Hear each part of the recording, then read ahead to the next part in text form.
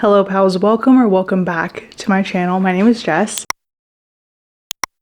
and in today's video we're going to be going through my first and last book haul of 2026. Yes, you did not mishear me. I said first and last because I am not going to be buying this amount of books anymore in 2026 because I need to read the books that I have on my bookshelves. I say that all the time, but now I really mean it. We're locking in and I mean it for real. So I got 2 books from a new local bookshop called, I think it's called Birdies and Beans Books.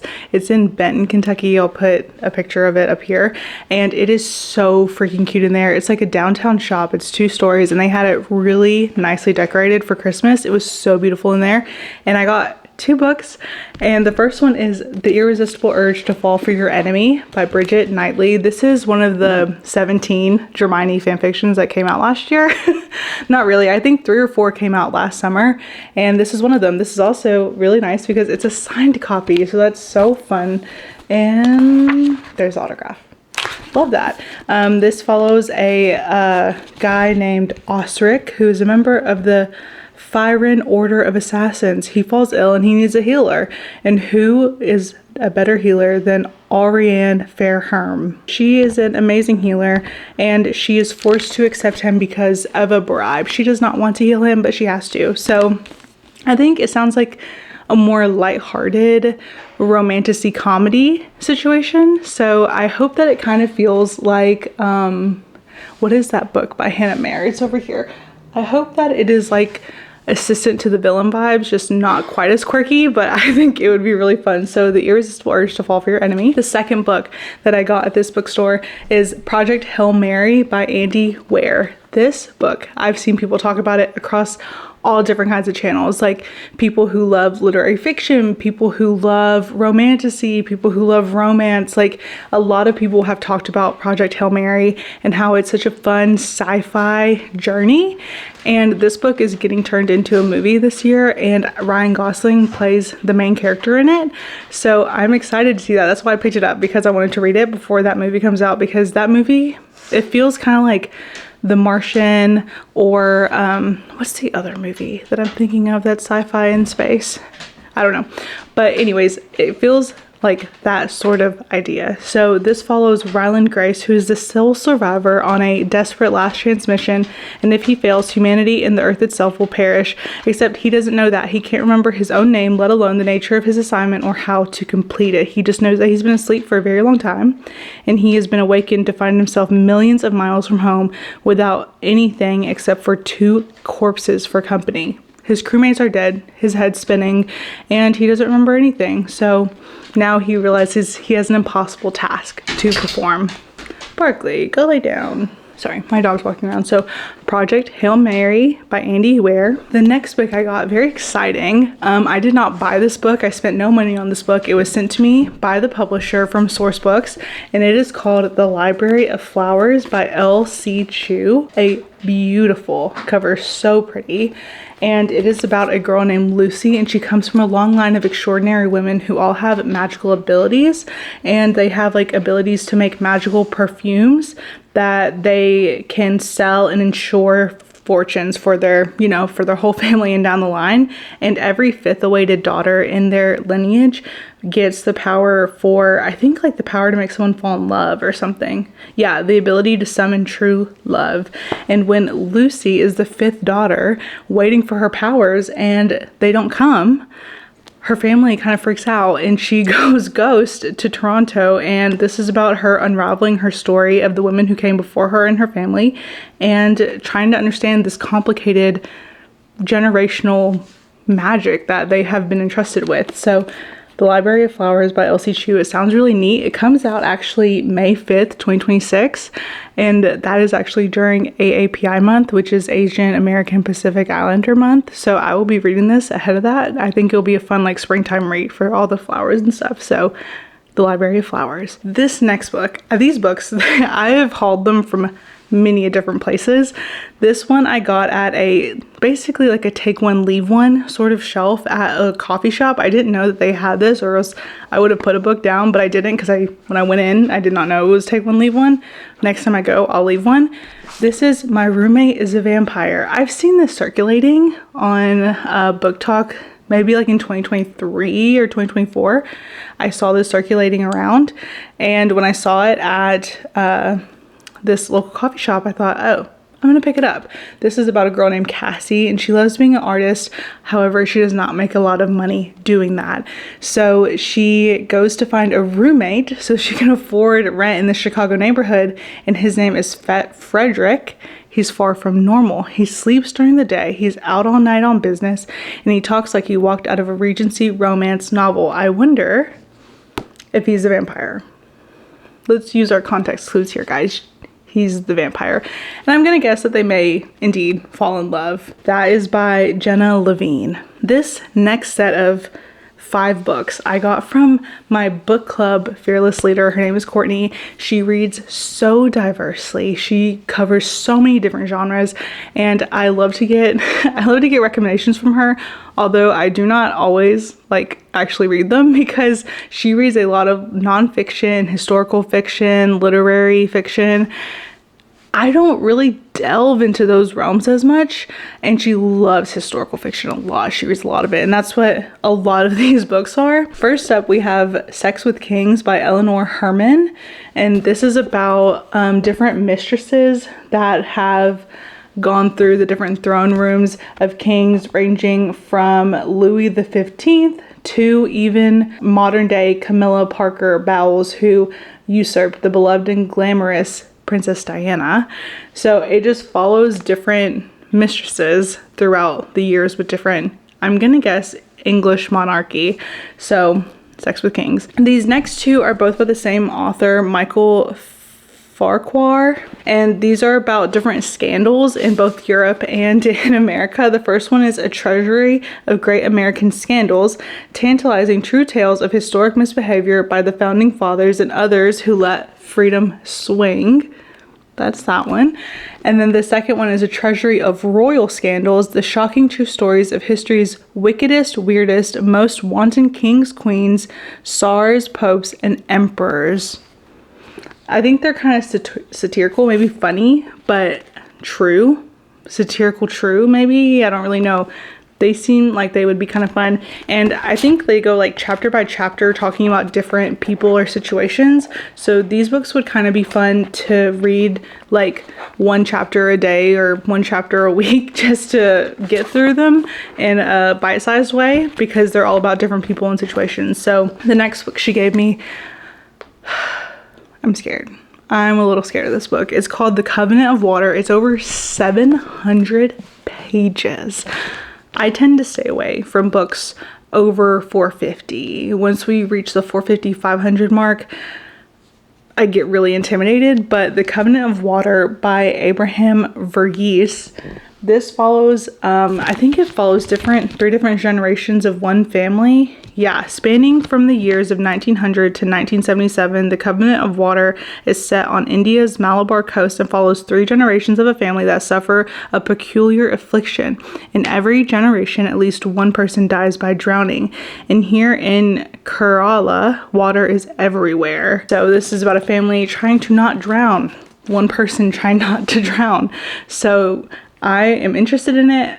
It does scare me because it's so giant. This might be a book that I take little bite-sized pieces out of throughout the year. I might read 100 pages here, 20 pages there, and kind of keep it on my currently reading, but not trying to force myself through it, because when I do that, I tend to DNF or I go into a reading slump, and I really don't want to do either one of those things. This book, it won a bunch of awards. It's it was Oprah's book club pick. It won awards, I think Goodreads awards maybe, the year that it came out, but it's a little intimidating, just to be honest with you. A little intimidating. The last book that she gave me is called Horses of Fire by A.D. Rhine, and it's a novel about the Trojan War, specifically about the women behind the Trojan War, Prince Hector's wife, Andromache, I don't know how to say that. We'll figure that out. Prince Hector's wife, also Ray, a war refugee, and Helen, who is obviously famous because she is the reason behind the Trojan War, because of her beauty, Helen's beauty. So this follows the ladies behind the Trojan War. And I love Greek mythology retellings. When I was a kid, I used to go to the library and check out literally every single Greek mythology book that I could find. I would get on the library computers and search them up and figure out how they're related, and I love doing that. And then now there's a YouTube channel. I think that his name is The Life Guide, maybe. I'll put his name up on the screen. And he has multiple different Greek mythology videos, but he has one that's like all-inclusive. It kind of goes through everyone's story, and it's like 3.5 hours long. I've watched that. I've watched that video at least once a month, probably. I love that video, and it's 3.5 hours long. It's like a movie, and I love it. I love Percy Jackson. I love the new TV show. Anything Greek myth, I'm going to eat it up every time. This next stack of books I got from a bookstore in Paducah. It's called Pages Turned Bookshop. This bookshop filled to the brim with used books. I'm talking books coming out of every single place all around this little bitty building. It's 2 stories, but the downstairs is absolutely packed with books. And they have all different genres, which is really nice. There's a lot of like, what do people call them? Like grandma, like spine broken books, like a lot of the ones with Fabio on the cover, and it's him embracing a woman, like a lot of books like that. And then there's all the suspense thriller type books, not like Frida McFadden, but like Dan Brown and stuff like that. So a lot of those style books there. However, there is a really nice little classic section. I'm really interested in classics. Last year I said I was going to read some. I didn't do good on that. This year we're locking in because we're going to do this. We're going to not buy giant hauls of books, and we're going to read classic books. I kind of have an idea of how I want to go about reading my shelves this year, but I haven't quite worked it fully out yet, so I'm not going to reveal that to you all at this time. I did get some books off of the classic shelf at this used bookstore, and the first one I got, this is halfway a classic. This is Sense and Sensibility and Sea Monsters by Jane Austen and Ben H. Winters. So this book is the story of Sense and Sensibility by Jane Austen. However, Mr. Winters has added sea monsters and serpents and rampaging octopi, giant lobsters to the story of Sense and Sensibility, and I think that he has turned some of the like characters into sea monsters, so that will be really fun. He also wrote another book called Pride and Prejudice and Zombies, which I've heard people talk about. I did not know that this one existed, but this is the one that the store had. Very excited to dive into this. It sounds really funny, actually. Like, I think it will be more goofy, and a lot of Jane Austen books have a good level of satire and wit in them, so it may work out really well in this fantasy spinning. So that's the first book. The second one I got, the rest of these are more tame, like regular classics. I got the original Pride and Prejudice by Jane Austen. Love down Pride and Prejudice. I listened to the audiobook last year, watched the movie with Keira Knightley, watched the show with Colin Firth. I watched them on repeat. Love Pride and Prejudice. And then the last book I got by Jane Austen is Northanger Abbey, and this one is about a girl who's 17. Her name is Catherine, and she goes on a vacation to Bath, which is where a lot of people went during this time on vacation, and she falls prey to the sinister influences of the ambitious Thorpe family, and she is rescued by a handsome man named Henry Tinley for a visit to his ancestral home. They said that this is one of her most satirical and sprightly works. I think it'll be really fun, and it seems pretty quick, actually. Like, it's only 140 pages, so this will be a nice easy read. The next book I have, stick with me, we're going back to mythology. This book, it has been through the ringer. It's taped together. It was literally $2 at this bookstore. It's called Mythology by Edith Hamilton, a mentor book. So this book goes through different gods and goddesses, different stories and trials.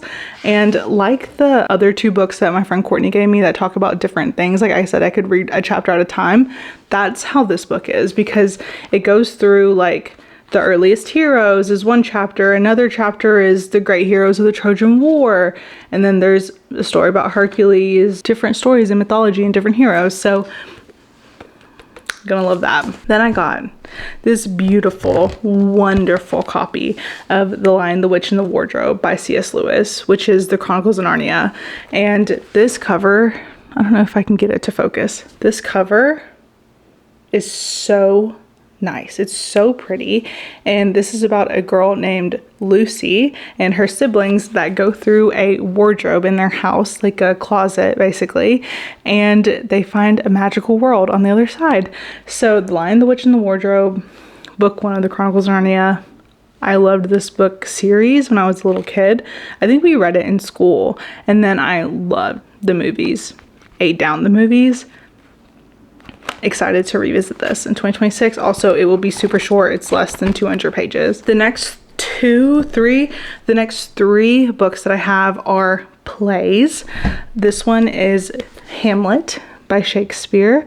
We're going to go intellectual this year. We're going, I want to read these 2 Shakespeare books that I bought so that I can read The Secret Library by Donna Tartt and not feel like a complete idiot. So Hamlet, this is one of Shakespeare's tragedies, and this follows, I think, a prince that is trying to get revenge for his uncle's death. If I remember that summary that I read earlier correctly, it is a prince for sure, and he's trying to get revenge for someone's death. So Hamlet. And the second one I wanted a more lighthearted Shakespearean read, so I got the comedy Much Ado About Nothing, and this is, I think, like a romance comedy, rom-com, and the movie Anyone But You that just came out last year or 2024, whatever year it came out, with Sydney Sweeney and Glenn Powell, it was based off of Much Ado About Nothing by Shakespeare. So I think this one will be more fun. It's a comedy. It's supposed to be more lighthearted. It's really short too. And if I can get through just like the totally dense way of speaking for both of these and the next play, I think I will feel very accomplished. The last one that I have is Oedipus the King and Antigone by Sophocles. I had to watch Oedipus Rex. I had to watch the play and read an excerpt out of it for my theater class in college, and I was jaw on the floor. I obsessed with the story of Oedipus. It was crazy. This is a tragedy, like a tragedy in a big way, but it is so interesting, and the twists and the turns that it takes you on, and the ending is so sad. But Oedipus the King, the last book I've been looking for it everywhere. It's coming out as a new movie adaptation on Valentine's Day, and that would be Wuthering Heights by Emily Brontë, one of the Brontë sisters. And this version, I love this front cover of it. The problem that I've had when I've been looking for Wuthering Heights in stores, like they're selling them at Walmart and they sell them at TJ Maxx, some Beale stores that are carrying books now, but they all have like that foiled abstract cover, and I just really don't love that at all. It's not my style of book. I don't display books in that way, so it doesn't really matter, but I love this cover. It's from like 1956, I think, when I looked on the inside earlier. Let's see. Yeah, 1956. The only thing that I do not love about this is that someone used it as their sprayed edges, like they were practicing on it, because these colors don't even go with the front of this book. I think that someone bought it thrifted or secondhand or something and said that this would be a good book for them to turn into a project. I wouldn't mind the sprayed edges if they were a good color, or if I didn't rub them and they come off on my finger. So I sent a picture of this to my friend who's also been looking for a good copy of Wuthering Heights, and she told me to take a Clorox wipe to it and see if the paint would come off, so I'm going to try that later. But for right now, Wuthering Heights by Emily Brontë, and that's the end of my first and last haul of 2026.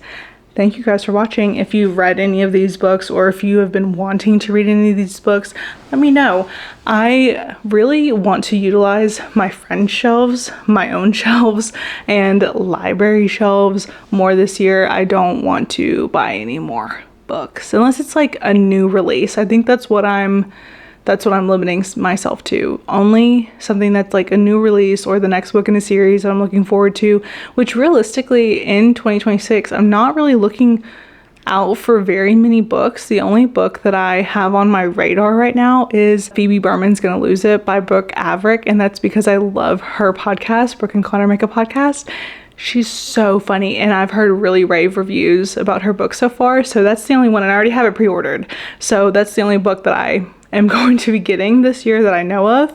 Other than that, I really haven't been keeping up with new releases, so I'm gonna read through what I have, because literally I have this entire shelf. This is like YA fantasy, regular fantasy, and I would say maybe half of them I've read, and then like over here on the other side is my dog, and also a whole nother shelf of books, romance, classic, mystery, horror. So we're gonna get through some more of these books, because I think when I did an inventory last, I had read maybe like 40%, and that's pretty abysmal. That's really abysmal, especially coming from a booktuber.